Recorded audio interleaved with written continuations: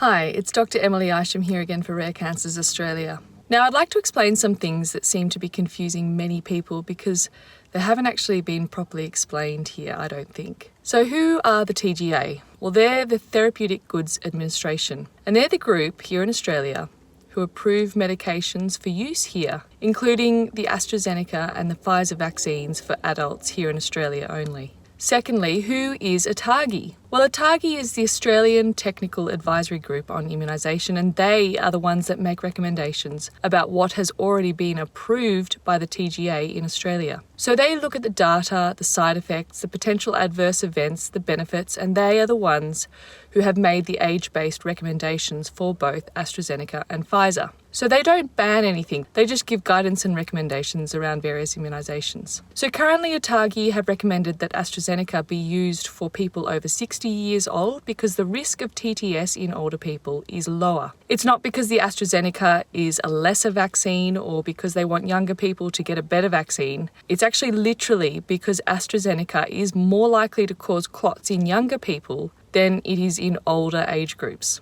This TTS that we're talking about is thrombosis with thrombocytopenia syndrome.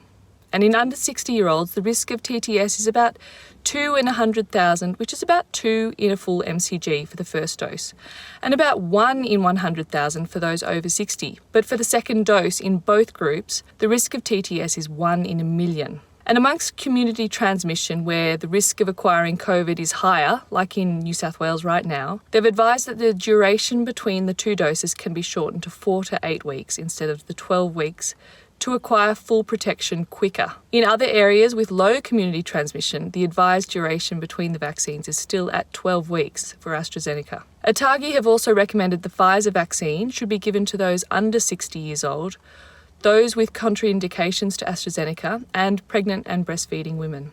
And there's a 3-week gap between both doses of the Pfizer to acquire full protection. However, they've also said that should someone under 60 be in an area of COVID community transmission, like in New South Wales, as we said, and thus at higher risk of acquiring COVID-19, they actually might want to reconsider strongly getting AstraZeneca, since the benefits of getting vaccinated will far outweigh the risks compared to the risks of getting very sick with COVID, especially considering currently Pfizer is in quite short supply and will be for the foreseeable future, and only those eligible can access it at the moment, compared to AstraZeneca that can be accessed by everyone. So it's an individual risk-benefit ratio, and you can talk to your GP to get individually counselled about your risk of acquiring COVID in your area currently versus the benefits of getting AstraZeneca if you're under 60, or you can elect to wait for Pfizer. But it does only take one case to start a community outbreak. So just remember that. You need both doses to have full protection. So I hope that explains a bit more and gives you some more clarity around those peak medical bodies and around the guidelines and recommendations at the moment. Let us know if you have any further questions, and we'll keep addressing things in each video. I'll see you next time.